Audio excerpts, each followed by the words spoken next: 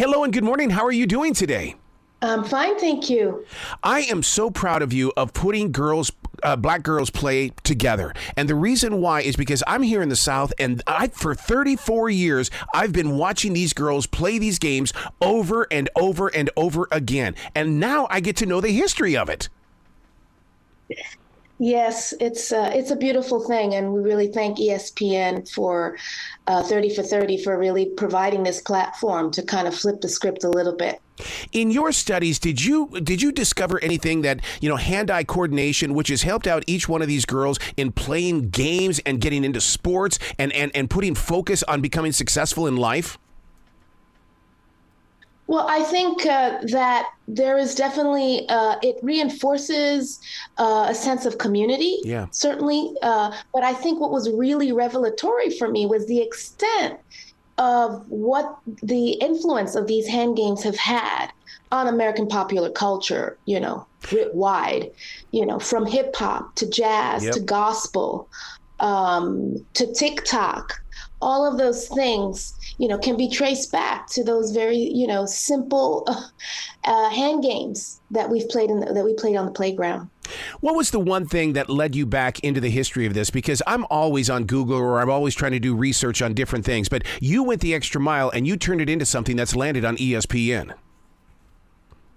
Well, I think it's mostly Kira Gaunt. She's an ethnomusicologist who wrote the book, The Games Black Girls Play, Learning the Ropes from Double Dutch to Hip Hop. Yes. And she, in her very sort of meticulous research, connects the dots for us, from West Africa, the practice that include, polyrhythmic beats, this song and dance, the innovation, the individuality, the call and response that were all retained, even when the drum was taken away. They were retained through the bodily expressions in the hand games that young Black girls played.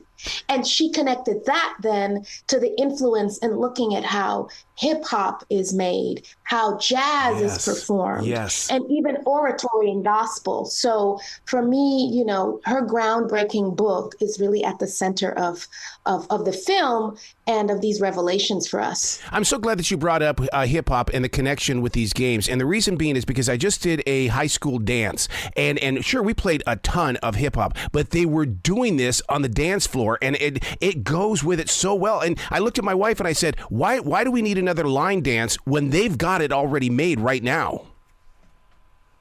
Exactly. The circle dance, the fact that even with hand games, what it preserves too is that you can go in that circle, play, innovate, people support you, you come back out, and someone else comes in. So there's a sense of community and a sense of, egalitarian, sort of like democratic expression where whatever you do, we're going to cheer you, And so that's a beautiful thing. Making it a part of this journey that you put up on ESPN, you break out into some amazing conversations with musicians, educators, and so much more. I mean, it's like you've invited the community to come in and share their story. Yes, precisely. And I think what was really also revelatory for us is when we spoke to the musicians, when we spoke to the experts, they could trace back to the very time, the influence that the hand games had on them and their choices in music and what they wanted to study or how they wanted to see things. So it was really quite fascinating. One particular story is Marveline Moore goes back to, the times of segregation, where she created a hand game to heal herself from a particular difficult experience that she had. And those hand games she shared with other friends. And it was a part of being in community and sort of revalidating herself. So they have even a healing quality, these games that we see girls play outside. It's interesting that so many girls have played these games and continue to play the games as well as invent them, like you say. But why aren't the guys participating? Because is it just a girls thing? It can't be. I don't think it's just a girls thing, but it's interesting enough when we were having conversations or even my own personal experience, we were actually excluded from the games that boys would play, right? That they continue to play, whether it's basketball or baseball or soccer, whatever they were playing on the playground, we weren't allowed, right? And so it was a way of sort of creating a safe space with those games. And interestingly enough, and we make that point in the film, these games, whether it's basketball or others, we continue to watch them and the men continue to play it and get paid for it. You know, and yet we don't have we don't have that I mean, we have women playing the sports, but not the hand games, don't get the same sort of love. Yeah, because I remember coming in from the outfield at Ponderosa Elementary School in Billings, Montana, and I would see the girls doing this while playing, foursquare or while they were waiting in line to do the tetherball. And it was like, God, I want to be a part of this as well, because it was always laughter. It was always smiling. It was always about a conversation. And it's like, I want to be a part of that. Yeah. But I think there was something special about, I don't want to say keeping it to ourselves, but being able to be together to do it, Now, I don't want to sound like the grumpy old man here, but I love watching the girls do it today because they're not playing with their smartphones. They're not on there trying to find the latest TikTok song or going on to Spotify looking for a song. They're actually putting their smartphones down.